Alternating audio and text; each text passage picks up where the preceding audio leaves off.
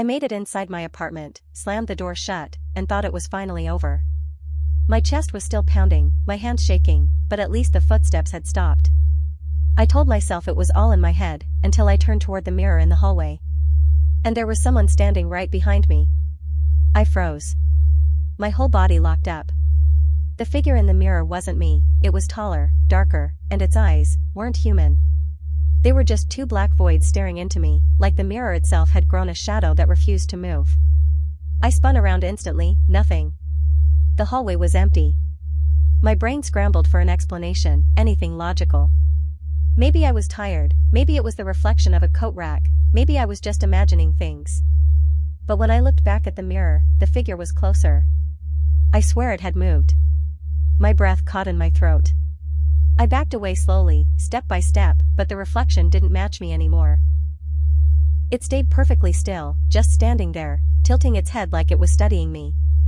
Then, without warning, the lights in my apartment flickered, exactly like the street lamps outside. One by one, every bulb buzzed and blinked until the whole place went dark. I reached for my phone again, forgetting it was dead, but this time the screen lit up on its own. No apps, no numbers, just a single message written across the screen in bright white letters. You shouldn't be here. I dropped the phone. My hands were shaking, and when it hit the floor, the sound echoed like I had just smashed glass in a cathedral, way louder than it should have been. Then came the breathing again. Not outside, not behind me this time, inside.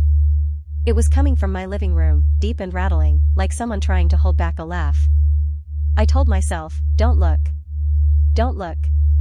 But of course, I looked. There, in the corner of the room, was a figure. Not just a shadow, this time, it was solid. A person. Or something shaped like one, standing so still it almost blended with the dark. I couldn't see its face, but its chest rose and fell with every heavy breath. Who's there? I shouted, my voice breaking. But the thing didn't move. It just kept breathing, louder, heavier, until I thought my ears would burst. And then, it answered. Not with words, not with a voice, but with my own. Don't turn around. It was my voice, but distorted, broken, like a recording played backward. Every instinct in me screamed to run, but my legs wouldn't move. I felt stuck, like the floor had swallowed my feet. The figure stepped forward, one slow step at a time, and with each movement, the air around me grew colder. I stumbled backward into the hallway, clutching the wall for balance, and when I glanced at the mirror again, I realized the truth. The reflection wasn't showing the figure anymore. It was showing me. But not the me standing there. It was showing another version of me, smiling.